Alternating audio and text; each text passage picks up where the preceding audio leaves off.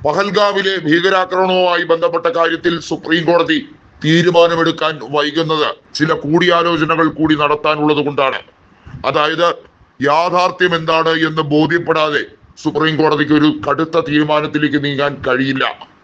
പ്രധാനമന്ത്രി നരേന്ദ്രമോദി ഇന്ത്യയിൽ ഏറ്റവും അസ്വസ്ഥമായ സാഹചര്യം നിലനിൽക്കുമ്പോൾ ഒരു കൂസലുമില്ലാതെ എങ്ങനെയാണ് നിങ്ങൾക്ക് ബീഹാറിൽ പോയി പ്രചരണ പരിപാടികളിൽ പങ്കെടുക്കാൻ കഴിയുന്നത് എന്നതാണ് വലിയ ചോദ്യം. അതായത് പഹൽഗാമിൽ ഭീകരവാദികൾക്ക് കടന്നു കയറാൻ പഹൽഗാമിലേക്കുള്ള ചെക്ക് പോസ്റ്റുകൾ ആരാണ് തുറന്നിട്ടത്? വഴിനീളെ കാവൽ നിന്നിരുന്ന സൈനികരെ അതീവ രഹസ്യമായി ആരെങ്കിലും പിൻവലിച്ചിട്ടുണ്ടോ? ദൃക്സാക്ഷികളായ പല സൈനികരും കൃത്യമായി ചില സ്റ്റേറ്റ്മെന്റുകൾ പുറപ്പെടുവിക്കുന്നുണ്ട്. പുൽവാമയിൽ നടന്ന അതേ കുരുതി തന്നെയാണ് ഇപ്പോൾ പഹൽഗാമിലും നടന്നിരിക്കുന്നത് എന്ന് വളരെ വ്യക്തമല്ലേ എന്നുള്ളതാണ് അവർ പറയുന്നത്. ഈ കാര്യത്തിനെ പറ്റി BJP എന്താണോ പുൽവാമയുടെ പശ്ചാത്തലത്തിൽ പറഞ്ഞത് അത് തന്നെയാണ് ഇവിടെ പഹൽഗാമിലും പറഞ്ഞുകൊണ്ടേയിരിക്കുന്നത്. അതായത് മരിച്ചവരെല്ലാം ഹിന്ദുക്കളാണ് എന്ന് പറഞ്ഞ് തെറ്റിദ്ധാരണ പടർത്താനായിരുന്നു BJPയുടെ ശ്രമമെങ്കിൽ അതിൽ കൊല്ലപ്പെട്ട ആളുടെ മകൾ മലയാളി അവർ തന്നെ പറഞ്ഞു കഴിഞ്ഞിരിക്കുന്നു തന്നെ സംരക്ഷിക്കാൻ ശ്രമിച്ച 2 മുസ്ലിം സഹോദരങ്ങളുടെ യഥാർത്ഥ രാജ്യസ്നേഹത്തിന്റെ കഥ. അവിടെ ഭീകരവാദികളുമായി ഏറ്റുമുട്ടി ജീവൻ ബലികഴിപ്പിച്ച മുസ്ലിം ചെറുപ്പക്കാരന്റെ കഥ. അതോടുകൂടി BJPയുടെ കപട വാദങ്ങളെല്ലാം പൊളിഞ്ഞു.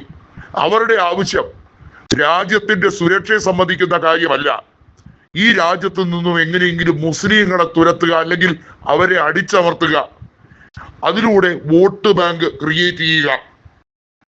പുൽവാമ സംഭവത്തിന് ശേഷം എങ്ങനെയാണോ BJP തെരഞ്ഞെടുപ്പിൽ വൻ ഭൂരിപക്ഷത്തിലേക്ക് ജയിച്ചത്, അതുപോലെ പഹൽഗാമിനെ ഒരു തെരഞ്ഞെടുപ്പ് ആയുധമാക്കി മാറ്റാൻ ശ്രമിക്കുന്ന നാണം കെട്ട ഭരണകൂടമാണിതെന്ന് സുപ്രീം കോടതിക്ക് പറയാൻ അധികം താമസമൊന്നും ഉണ്ടാകില്ല എന്ന് വ്യക്തം.